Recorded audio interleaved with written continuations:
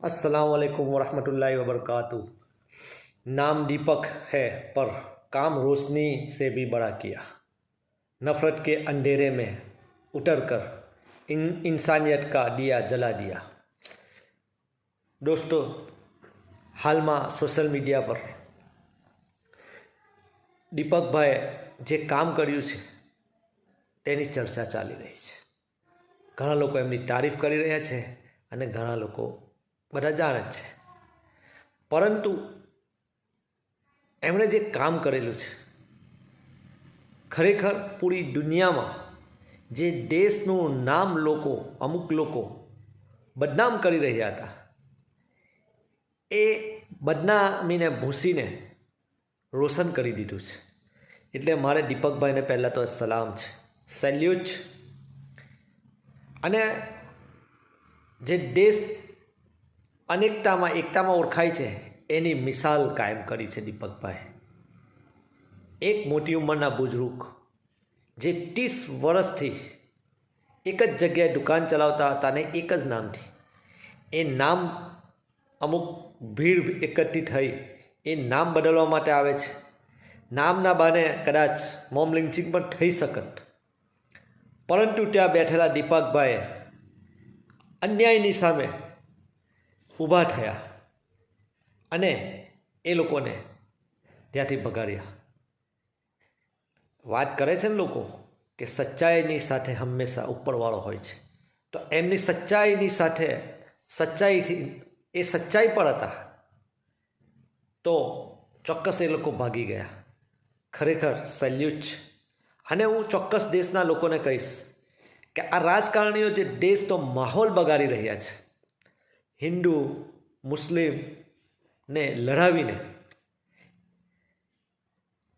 ખરેખર એ દેશને આર્થિક રીતે ખતમ કરી રહ્યા છે, દેશના લોકોને બરબાદ કરી રહ્યા છે, દેશના આવતા ફ્યુચરને ખતમ કરી રહ્યા છે.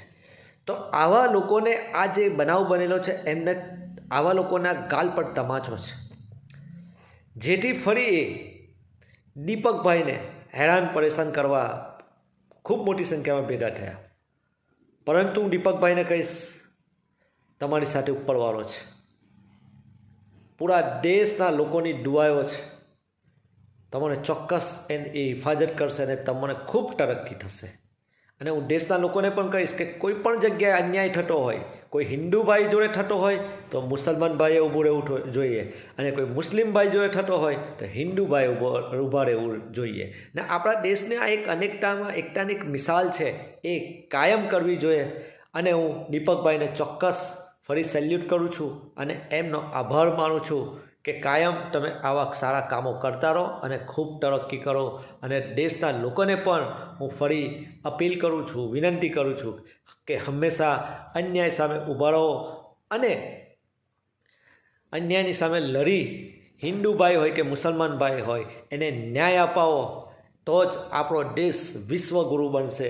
પરંતુ અંદર લડીશું તો ફક્ત અને ફક્ત નેતાઓ જ આગળ વધશે અને દેશ આપણો ક્યાં જઈ રહ્યો છે એ આપણે બધા જ જોઈ રહ્યા છે. આજની પરિસ્થિતિ તમે જોશો તો આજે બેરોજગારી વધી રહી છે, એજ્યુકેશન ખતમ થઈ રહ્યું છે, ભ્રષ્ટાચારે માજા મૂકી છે, આજે આપણી દીકરીઓ સુરક્ષિત નથી. એવા ઘણા કામો છે, ગરીબોના ઘર તૂટી રહ્યા છે, એવા ઘણા બધા કામો એવા છે કે સરકાર કરી રહી છે કે દેશના લોકો પરેશાન છે. જેથી આવી સરકારને, આવા નેતાઓને ઓળખવાની જરૂર છે. અને જે રીતે દીપકભાઈ અન્યાયની સામે ઊભા રહ્યા, એવી રીતના દરેકે અન્યાયની સામે ઊભા રહી અને દેશનું નામ રોશન કરવાનું છે. અસ્સલામુ અલૈકુમ વરહમતુલ્લાહિ વબરકાતુહ.